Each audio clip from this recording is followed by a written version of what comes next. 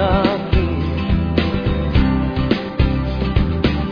Di katangkadan at wapo lamang sa dilim,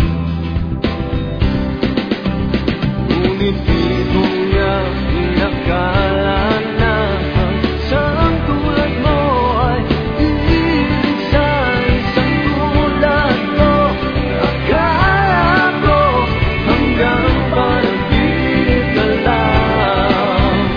Ako na yata ang pinakamagandang lalaki sa mundo. Sa piling mo pagkasama kita, ibang basta.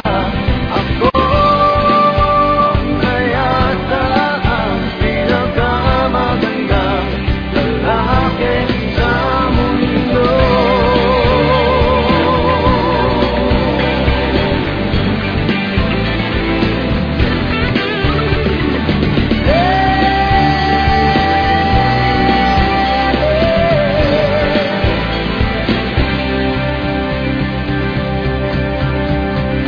Ako na yata ang pinakamagandang lalaki sa mundo.